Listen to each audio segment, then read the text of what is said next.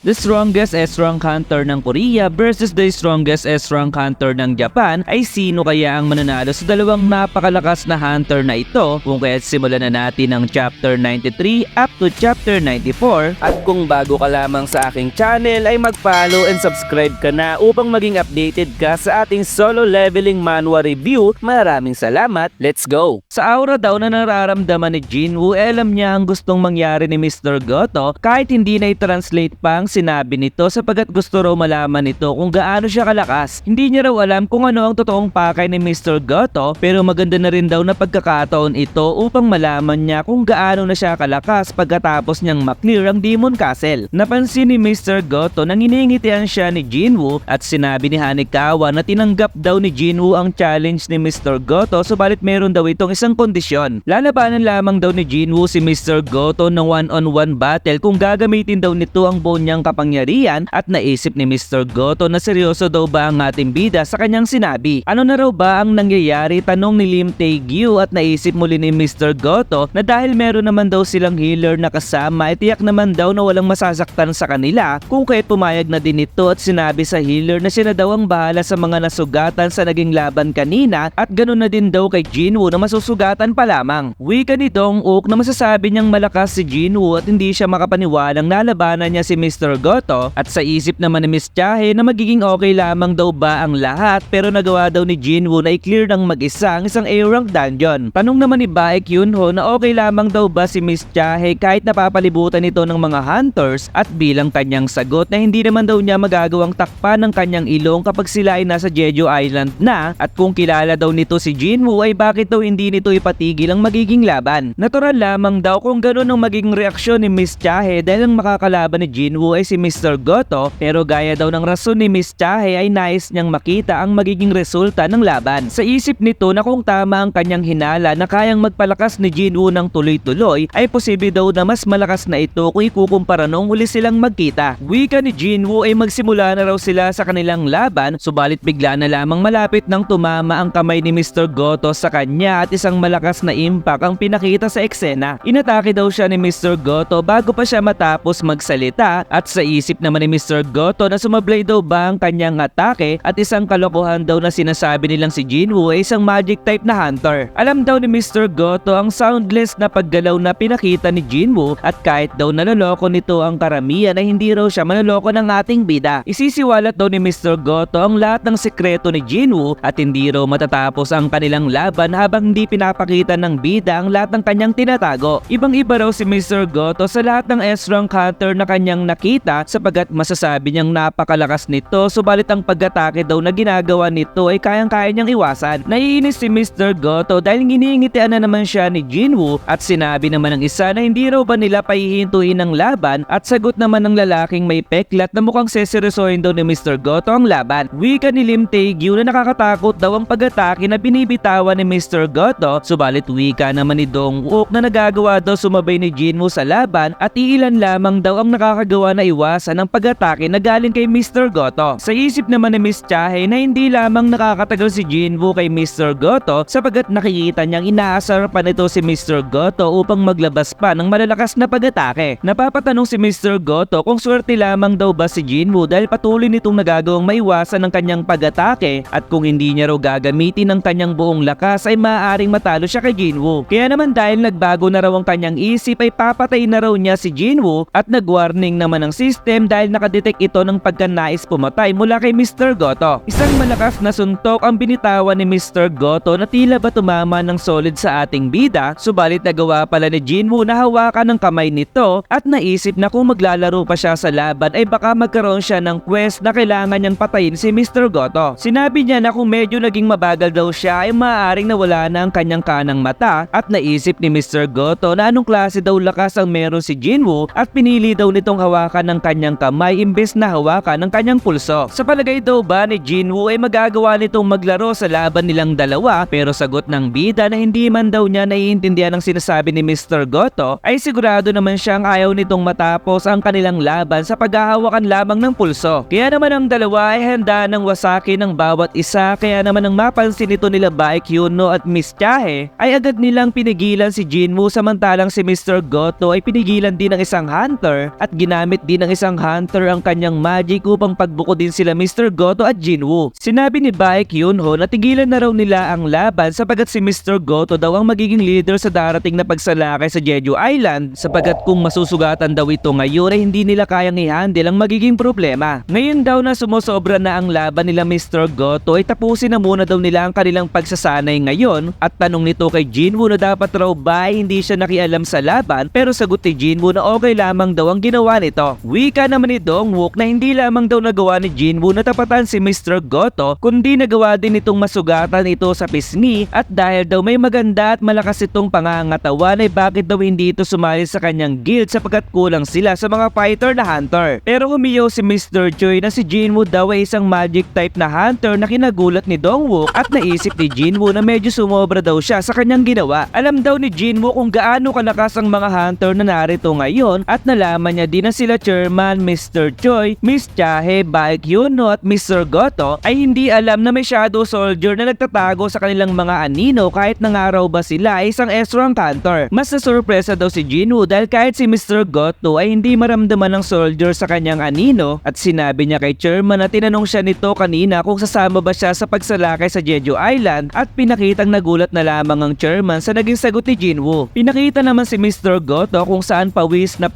at tila ba natatakot na para bang nakakita ito ng multo sa naging laban nila ni Jinwoo. Sumunod ay pinakitang si Baek Yunho ay nasa kanyang office at iniisip na posible daw ba kaya ang pagkakaroon ng double awakening na walang hanggan ng limit at gaano daw kaya kalaki ang halaga ni Jinwoo pero useless naman daw kung susubukan pa nila itong yayain sa kanilang guild. Tinignan ni Baek Yunho ang listahan ng mga hunter na sasalakay sa Jeju Island at nagulat ito sapagkat si Jinwoo ay hindi kasama sa listahan. Sumunod ay muling pinakita si Mr. Goto kung saan may kausap ito sa telepono at sinabing meron daw malakas na hunter sa Korea at dito ay pinakita si Raizi isang guildmaster na kaalyansa ni Mr. Goto at sinabing tiyak daw na mas mahina pa din ito sa pinakamalakas na hunter ng Japan. Sagot ni Mr. Goto na hindi raw siya sigurado doon sapagkat ang pangalan daw ng hunter na to ay si Song Jinwoo at kamakailan lamang ito naging S-rank hunter ng Korea. Nagtataka si Raizi dahil hindi niya nakikita ang pangalan ni Jinwoo sa listahan ng mga hunter na lalawak sa raid pero hindi naman mapaniwalaan ito ni Mr. Goto dahil tiyak daw na hindi hahayaan ng Chairman na sayangin ng katulad ni Jinwoo. Pero tibali na daw sapagkat may 16 naman na S-rank hunter ang kasama sa raid at maaaring nag-overthink lamang si Mr. Goto sa mga bagay-bagay. Sumunod ay pinakita naman ng Reyna ng mga langgam at sinabing wala na raw pagkain sa kanyang kaharian dahil mismong kanyang mga anak ay nagkakainan upang mabuhay kung kaya't kailangan niya raw ng malakas na sundalo na siyang magiging leader ng kanilang kingdom. Katatakutan daw sila ng mga tao at dito ay nakalabas na sa kanyang shell ang ultimate soldier na tinutukoy ng Reyna at siya daw ang magiging pinakamalakas sa lahat. Sumunod ay nadatnan nila Jinwoo ang kanilang bahay na makalat dahil sa kagagawan ng kanyang kapatid at sinabi naman ng kanyang ina na sama-sama daw sila maglinis upang mapabilis. Bakas na daw ang pagkaluma ng kanilang bahay at sagot ni Jinwoo na natural lamang daw ito dahil simula nang siya ay baby ay dito na sila nakatira. Tinawag si Jinwoo ng kanyang ina at sinabing nakarinig daw ba ito ng balita tungkol sa kanyang ama at malungkot naman na sagot ni Jinwoo na wala daw siyang narinig tungkol dito. Ang rason daw kung bakit hindi sila makalipat sa ibang bahay kahit marami na siyang pera ay umaasa raw kasi ang kanyang ina na kung sakaling bumalik ang kanyang ama ay ito ang una nitong pupuntahan. Iniisip ni Jinwoo na kailangan daw siya ng kanyang ina at iniisip din nito na ang patuloy na pag-evolve ng mga langgam sa Jeju Island ay sadyang nakakatakot. Sumunod ay pinapaliwanag ng isang lalaki ang tungkol sa mga langgam at ang langgam daw na kanilang nakikita ngayon ay galing sa first and second generation. Noong una daw itong magpakita ay gumagapang lamang sila subalit ang imahe daw na to ay nakuhanan sa pangatlong raid na ginawa sa Jeju Island at mas nagmukha na raw itong tao dahil kaya na nilang maglakad ng dalawang paa na ang ibig sabihin ay mas mabilis na silang gumalaw. Nagbago daw ang kanilang itsura pagkalipas ng 2 taon dahil ito raw ang imahe ng langgam na gumawa ng gulo sa Japan kung saan mas kamukha na nila ang mga tao at may pakpak na din sila sa kanilang likuran. Ang pagkakaroon daw ng pakpak ng mga langgam ang rason kung bakit sumali ang Korean hunter sa raid at meron ding mga hunter na retired na sa pagiging hunter na sumali para sa darating na raid sa Jeju Island. Binabasa ni Jinwoo ang mga comments sa internet at wala daw siyang pakialam sa sinasabi ng iba pero siya ay napapaisip kung ano raw ang magiging reaksyon ng kanyang kapatid. Tumawag naman si Jinho kay Jinwoo at sinabing gusto raw ba nitong makita ang kanilang office at nang sila ay makarating ay napatanong si Jinwoo na medyo malaki daw ata ang office na kinuha ni Jinho. Kailangan daw nila ng 3